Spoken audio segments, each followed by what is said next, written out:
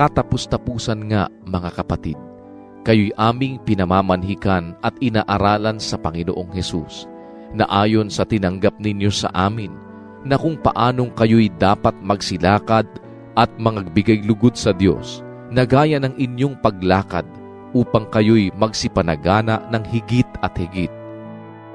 Sapagkat talastas ninyo kung anong mga tagubilin ang ibinigay namin sa inyo sa pamamagitan ng Panginoong Hesus. Sapagkat ito ang kalooban ng Diyos, sa makatuwid bagay ang inyong pagpapakabanal, na kayo'y magsiilag sa pakikiapid, na ang bawat isa sa inyo'y makaalam na maging mapagpigil sa kanyang sariling katawan sa pagpapakabanal at kapurihan.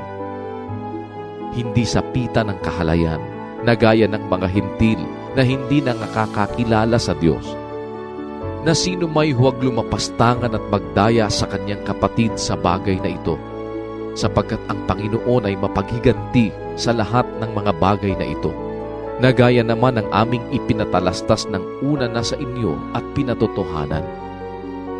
Sapagkat tayo'y tinawag ng Diyos hindi sa ikarurumi, kundi sa pagpapakabanal. Kaya't ang nagtatakwil, hindi ang tao ang itinatakwil, kundi ang Diyos na nagbibigay sa inyo ng Kanyang Espiritu Santo.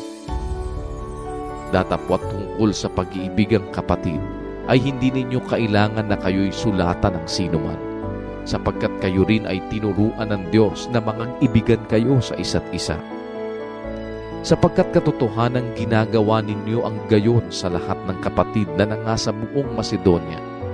Ngunit aming iniaaral sa inyo, mga kapatid, na kayo'y lalo't lalong magsipanagana. At pag-aralan ninyong maging matahimik at gawin ang inyong sariling gawain, at kayo'y magpagal ng inyong sariling mga kamay na gaya ng aming ipinagbilin sa inyo, upang kayo'y magsilakad na nararapat sa nangasa labas at huwag kayong maging mapagkailangan. Ngunit hindi namin ibig na kayo'y di makaalam, mga kapatid, tungkol sa nangatutulog, upang kayo'y huwag mga lumbay na gaya ng mga iba na walang pag-asa. Sapagkat kung tayo'y nagsisisampalatayang si Jesus ay namatay at nabuhay na mag-uli, ay gayon din naman ang nangatutulog kay Jesus ay dadalhin ng Diyos na kasama niya. Sapagkat ito'y sinasabi namin sa inyo sa salita ng Panginoon, na tayong nangabubuhay na nangatitira hanggang sa pagparito ng Panginoon, ay hindi tayo mga uuna sa anumang paraan sa nangatutulog. Sapagkat ang Panginoon din ang bababang mula sa langit, na may isang sigaw, may tinig ng arkanghel, at may pakakak ng Diyos, at ang nangamatay kay Kristo ay unang mga bubuhay na maguli.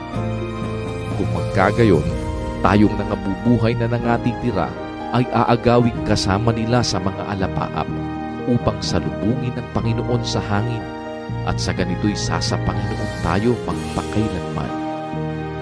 Kaya't mag-aliwan kayo sa isa't isa ng mga salitang ito.